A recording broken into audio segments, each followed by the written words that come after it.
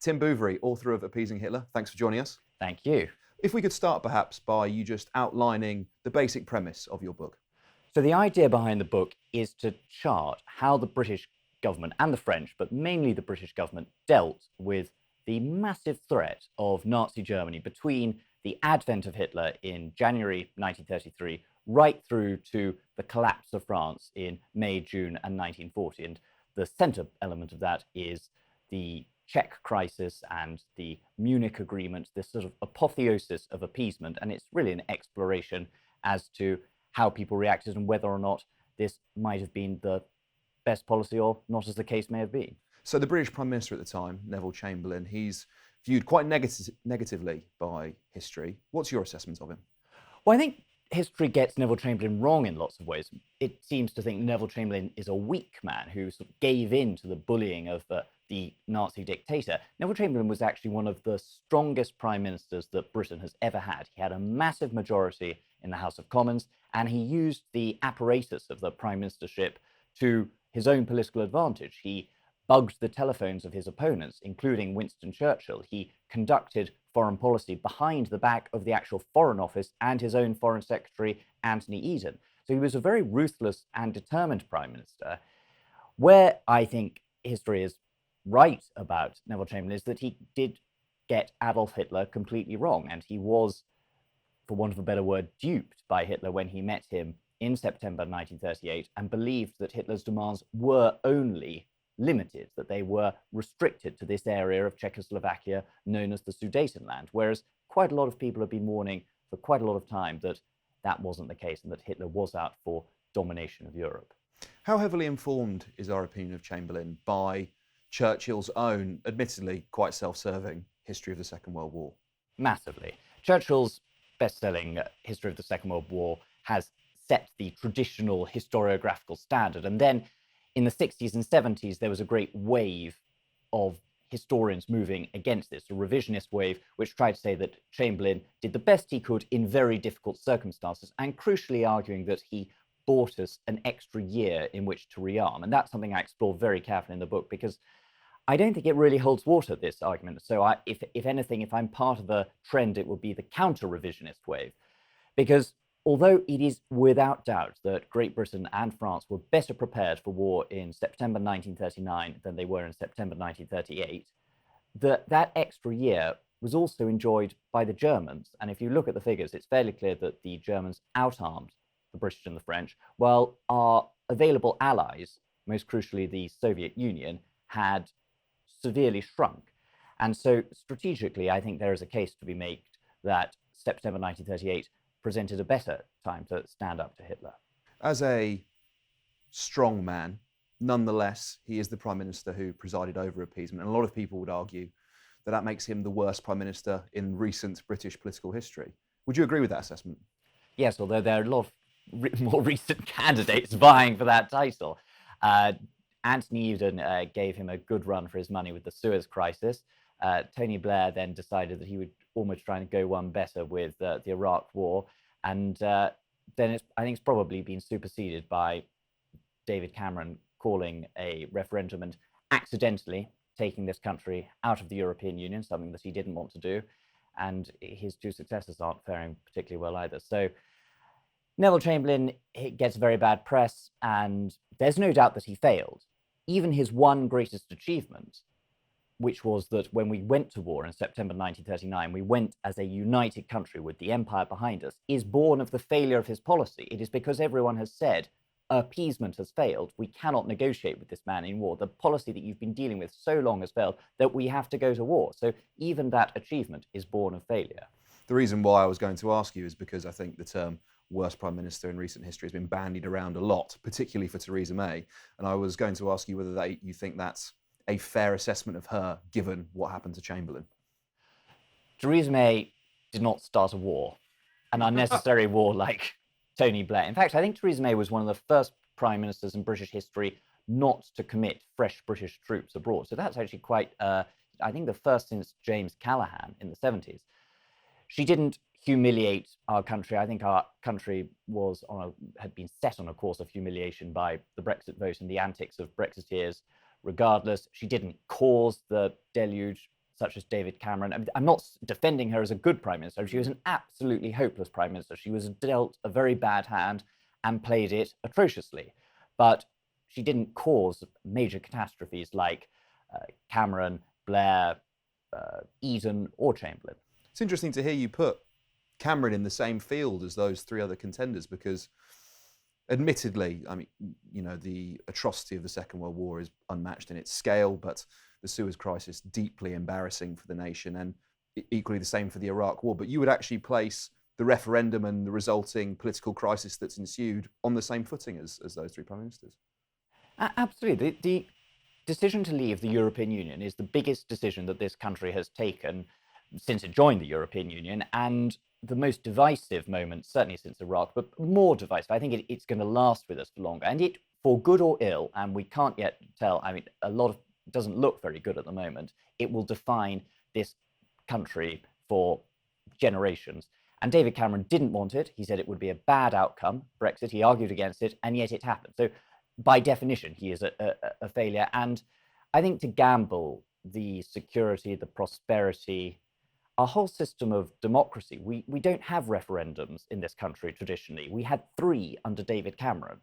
We are a parliamentary democracy. To gamble, and there's a reason why we don't have referendums, because they're not actually very good democratic tools a lot of the time. And there is a reason also why referendums were favored by demagogues in even the period I was writing about during the 1930s. And it's had a catastrophic effect on our prosperity, on our democracy, on the civilized nature of debate. So he absolutely has to rank up with the greatest failures. Yeah, there is that view of him, isn't there, as the gambler in the 2011 referendum, the 2014 referendum, going into coalition. All those things are gambles, and obviously he lost the last one, didn't he? You mentioned there the period of the 30s, and I wanted to ask you how you think our relationship with Europe has changed, if at all, actually, since the 1930s.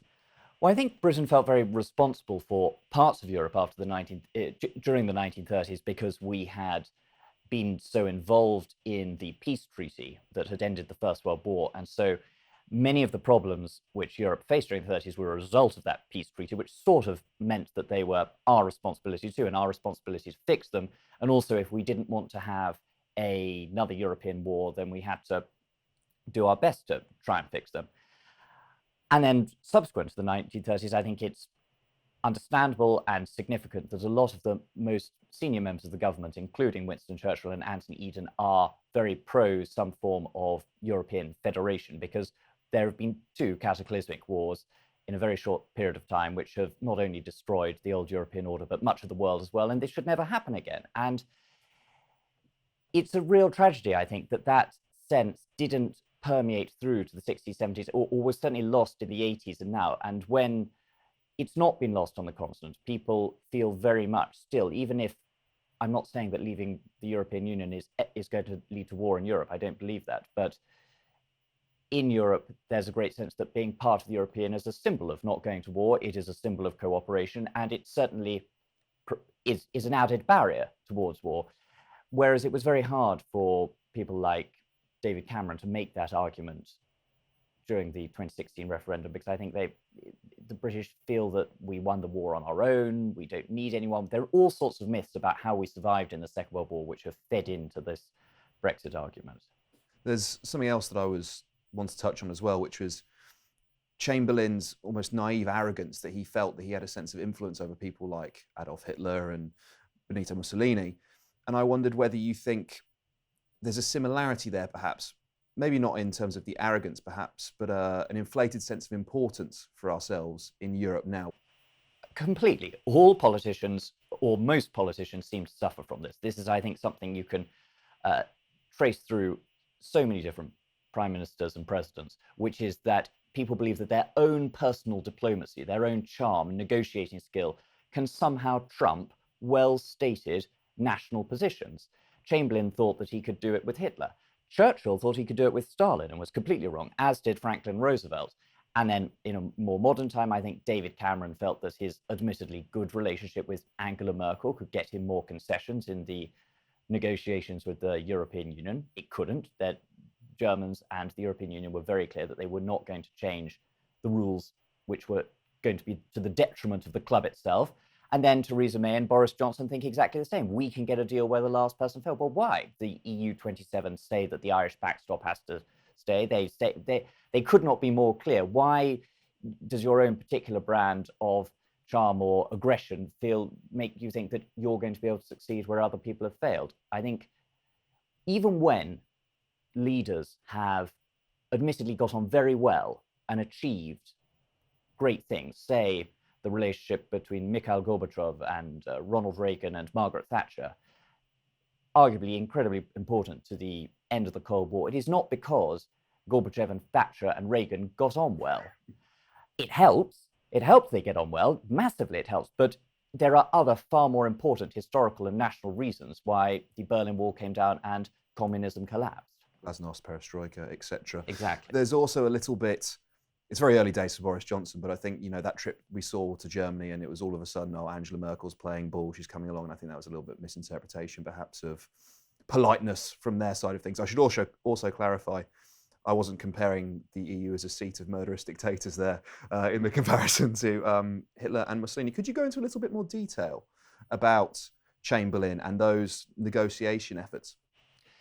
Chamberlain thinks that he's an enormously persuasive politician in all sorts of matters. He's a very rational person, and he has a degree of vanity, which is not unique to him. Lots of politicians have it, which allows him to start talking about what he calls the Chamberlain touch, this somehow sort of magical touch of diplomacy. And he is conned by Mussolini in 1938 into believing that this is working, even though they haven't yet met face to face.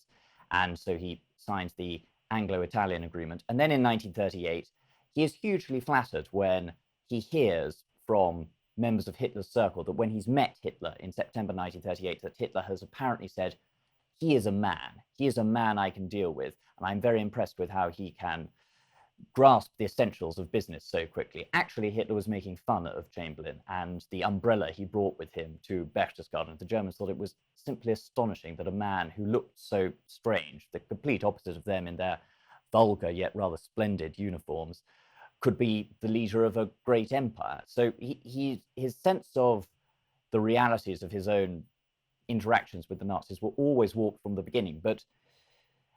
And he couldn't believe that anyone would deceive him because nobody in Britain would do it. Well, he wouldn't do it. Actually, he was quite deceitful. But there was a great sense of, well, the German leader, he's the leader of a great nation, has promised me that the Sudetenland is his last territorial demand, and he would not break his word to the Prime Minister of Great Britain. Interesting.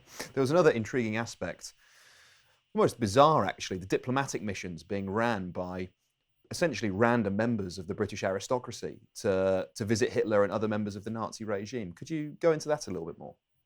I can't think of another episode in history in which this actually happens, where essentially random, albeit highly born people are conducting sidebar diplomacy, often completely undermining the diplomatic position of their own government. It's extraordinary, and it's born of the very particular circumstances of the time. Firstly, a lack of diplomacy by Great Britain and France in the early years leads this vacuum for what I describe as the amateur diplomats to go out and start talking to senior members of the Third Reich.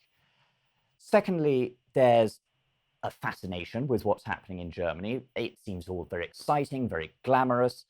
In Britain, we're still dealing with mountains of unemployed men on the dole, thanks to the Great Depression. But Hitler seems to have cured that, and a lot of people in Britain are hugely impressed and want to see how he's done that, and seem taken in by this idea of autobahns being created, being responsible for a miracle of reducing German unemployment. That is largely a myth. And finally, there is a understandable but somewhat naive belief that simply going out and showing the Germans, our former adversaries in the Great War, that we want to be friends by developing cultural ties, having exchanges, visiting the Nuremberg rally, inviting leading members of the Nazi hierarchy over to Britain to aristocratic salons to go shooting and hunting and things like that, that this is somehow going to help foster good relations. And it did to a certain extent, but not to the extent that Hitler was ever going to change his ultimate plans for Europe, which amounted to certainly German domination of Central and Eastern Europe. I'm aware that we've been drawing contemporary comparison, but that's for historical analysis, and I wanted to get your opinion on how fruitful you think those comparisons are, particularly in political discourse at the moment, because I think there's a real tendency for people to invoke the language of the Second World War and the language of appeasement. And I wondered what the connection is there between the two times, and also what the significance of it is for our current political climate. I think it's not just irresponsible, it's pretty disgusting when people try and use analogies with the Second World War to describe our negotiations with what will still be, after Brexit, our closest neighbours and friends and partners. And to talk about this being a war, to talk about Britain standing alone and fighting European tyranny, it is really, I think, beyond the pale. There are obvious reasons for it. We've always had an uneasy or different relationship with the continent, born of being an island, and so there are reasons. But I don't think there's the slightest comparison between our negotiations with the European Union and anything that British politicians were trying to do in the 1930s with Nazi Germany and fascist Italy. There's something in the British psyche, isn't there, that emotional language appeals to. You saying it there, our finest hour when we stood alone, that evokes something in me already, and there's something almost in our national psyche about it, isn't there? Yeah, and I think it is, and in many ways it's a good thing. I'm not against celebrating what was a very distinguished and pivotal role that Britain played in the Second World War. And I think the reason that we've hung on to that is it was, even as people saw at the time, from then going to be a decline for this country. We had been top dog at the beginning of the 20th century. We were sort of still hanging on to our empire by the 30s, but the writing looked to be on the wall. And then people knew even before the war began that a great European war probably would dismantle the British Empire and cause us severe economic hardship, which it did. And so there's a great sense of harking back to that one time, because it was worth it. We might have declined as a power in the world since the 30s, but it was worth it because we saved the world from Nazism. And that is all true. And that's why I think we are so obsessed with it. Other countries have got less reason to be proud of their war records. Other countries have got reason to want to look forward rather than back. And actually, whether you've got a good reason to be proud of what your country did in the 1940s, as we do, or not, as Germany does, I actually think it's good not to look back. It's good to look to the future. And there was something very futuristic and idealistic about an idea of nations coming together and burying nationalism. I mean, nationalism has been responsible for deaths on a scale of millions, not just in Europe, but in Africa and Asia, Latin America. It's a very, very dangerous force, and with all the other harbingers of dissent and like jingoism and rabid patriotism, I think it is entirely possible to be a very patriotic British citizen, subject, and yet also feel that we have to have a close relationship with our allies and partners with whom we share so much. Just finally then, Boris Johnson, more Churchill or Chamberlain? Neither. Churchill's a great man, and Neville Chamberlain is a much greater man than Boris Johnson would ever be. Winston Churchill, the only thing that he shares with Boris Johnson are his negative qualities, his egomania, for instance. But Churchill's very well documented egomania was always subservient to what he felt was in the national interest, whereas it seems to be that on multiple occasions our Prime Minister has pursued what is in his own best interest, not the national interest. Tim Bouverie, thank you so much for taking the time. Thank you.